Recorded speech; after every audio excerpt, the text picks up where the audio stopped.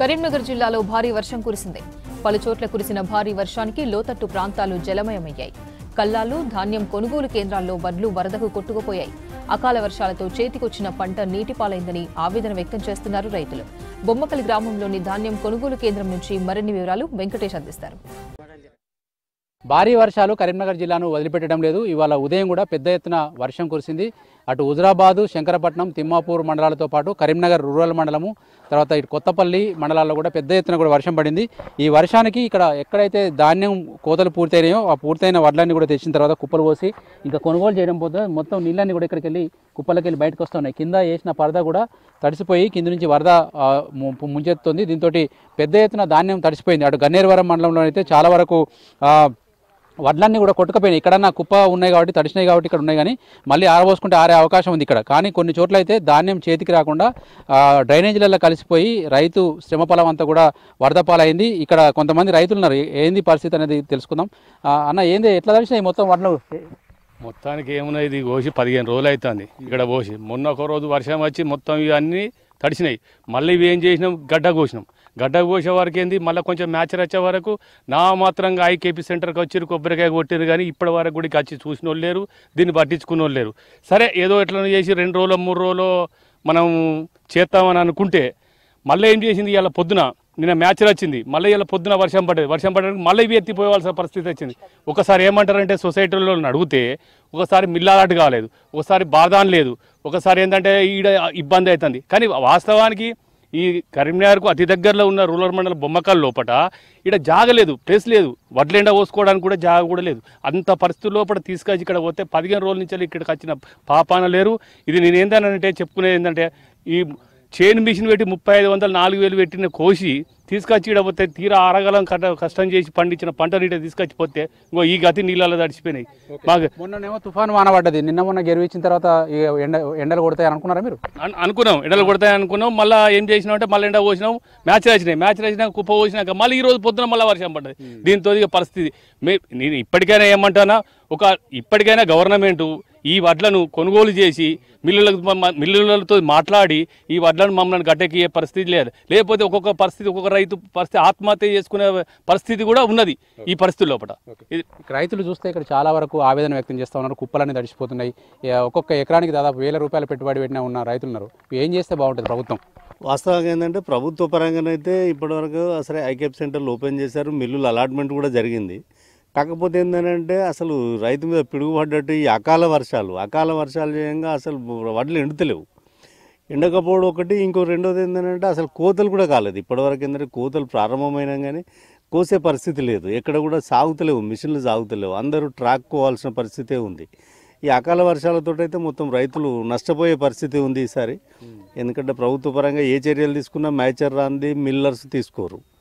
కానీ మనం ఇప్పుడు ప్రభుత్వ పరంగా కొనుగోలుతో ఎంత త్వరగా చేద్దామన్నా అయ్యే అవకాశం లేదు. ఈ మాయిచర్ రాదు, ఎండలు లేవు, ఈ వర్షాలు మాత్రం సంబంధం లేకుండా కొనమని రైతులు డిమాండ్ చేస్తున్నారు. ఎందుకంటే ఇంకా వర్షాలు ఎప్పుడు పడతాయో ఎప్పుడు పోతాయో తెలుస్తలేదు. రైతుల డిమాండ్ ఏమైనా గవర్నమెంట్ దృష్టికి తీసుకుపోయే అవకాశం ఉందా? తప్పకుండా. వాస్తవంగా ఏంటంటే ఇప్పుడున్న పరిస్థితులను దృష్టిలో పెట్టుకొని ప్రభుత్వం అయితే ఆ పరంగా ఆలోచన చేయాలి. కొంచెం మాయిచర్ తగ్గించో లేకపోతే తడిసిన వడ్లు కొనుగోలు చేయడానికి అయితే ఏదైనా ఏర్పాట్లు చేస్తే బాగుంటుంది అని అయితే మా రైతుల అభిప్రాయం. అది అన్న మీరు చెప్పండి, వానలేమో అసలు మనం అనుకోకుండా ఉరుము లేకుండా మెరుపు లేకుండా టప్మాన్ పడుతున్నాయి. మీరు ఎట్లా కాపాడుకుంటున్నారు పంటలు? ఇప్పుడు కోయని పొలాలు ఉన్నాయి, కోసిన పొలాలు ఎంత అయినాయి ఇప్పటివరకు? ఇప్పటి వరకు నాకు తెలిసి 110% కోతలు అయినాయి, ఇంకా 80% ఉన్నాయి. కోయని వాళ్ళ పరిస్థితి దారుణంగా ఉంది, కోసిన వాళ్ళ పరిస్థితి అదే ఉంది. మార్కెట్లో కోసినా తడుస్తున్నాయి, పంటలో ఉన్న చేనులో ఉన్నా తడుస్తున్నాయి. 44,000 రూపాయలు నడుస్తుంది ట్రాక్ మిషన్. 15 రోజుల నుంచి తిరుగుతున్నాం. ఒక్క ట్రాక్ మిషన్ కూడా మాకు అందుబాటులో లేదు. ఎంత ఇస్తా అంటూ 2 లక్షలు పెట్టుబడి పెట్టడానికి తీసుకుందామని అట్లా ప్రాబ్లం ఉంది. ఓన్లీ తీసుకొచ్చిన పంట అమ్ముకుందాము అంటే ఐకేపీ సెంటర్లు ఓపెన్ కాలేదు. నిన్నే స్టార్ట్ అయింది. దానికి వర్షం పడుట్లా ధాన్యం మొత్తం తడిచినాయి. మళ్ళీ దాన్ని ఎండబోయడానికి మాకు 4-5 రోజులు పడుతుంది. ఇప్పటివరకు ఎన్నిసార్లు తడిచింది కుప్ప? ఈ కుప్ప 3 సార్లు తడిచింది. ఇప్పటి వరకు 3 సార్లు అకాల వర్షం 3 సార్లు తడిచింది. 3 సార్లు మీది ఎండినవన్నీ ఒక దిక్కు పోసి మళ్ళీ కింది మొలకెత్తినవన్నీ మళ్ళీ నేర్పుకునే వరకు మళ్ళీ వర్షం పడుతుంది, మళ్ళీ తడుస్తుంది. అంటే మేము పొద్దుగాల వస్తే పొద్దుకుతుంది. ఇదే వడ్ల కాడ ఇదే పనిలో ఉంటున్నాం మేము 24 గంటల్లో. ఎట్లా ఉంది మరి వాతావరణం? ఇప్పటికైనా అనుకూలిస్తుంది అనుకుంటారా? ఏంది లేదు, ఈసారి వాతావరణం అనుకూలించే ప్రదేశం లేదు. నిన్న మొన్న మంచి ఎండలు కొట్టాయి, బయట పడతాం కావచ్చు. ఇప్పటికైనా బయట పడదాం అనుకునే వరకు అకాల వర్షం, పొద్దున వర్షం పడ్డది, బీపచ్చన వర్షం, వరదలు వెళ్ళిపోయాయి, మొత్తం తడిచినాయి.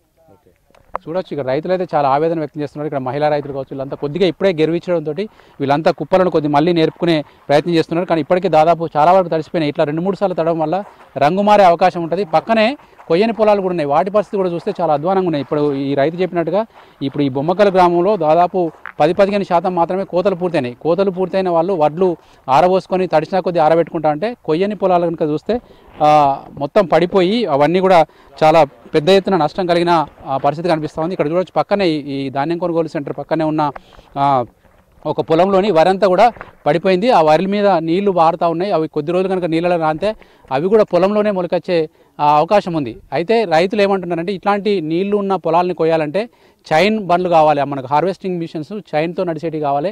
అట్లాంటి వాటికి రెంట్స్ కూడా ఎక్కువ వసూలు చేస్తామని చెప్తున్నారు. ఇక్కడ చూడొచ్చు మనకు ఎక్కడ చూసినా కూడా పెద్ద ఎత్తున వరి పొలాలు ఉన్నాయి. ఇవి ఒక వర్షానికి ఇట్లా పక్కన పడ్డాయి. ఇంకొక 2-3 సార్లు వర్షం పడితే మిగతా పచ్చగా ఉన్న పొలాలు కూడా కింద పడిపోయే ప్రమాదం ఉంది. ఒకవైపు కోయని పొలాల పరిస్థితి ఇట్లా ఉంటే వరి కోసిన తర్వాత ఉన్న ధాన్యం అంతా తడిసిపోతూ ఉంది. మరొక వైపు పత్తి చేనులు కూడా పూర్తిగా నష్టపోయినాయి.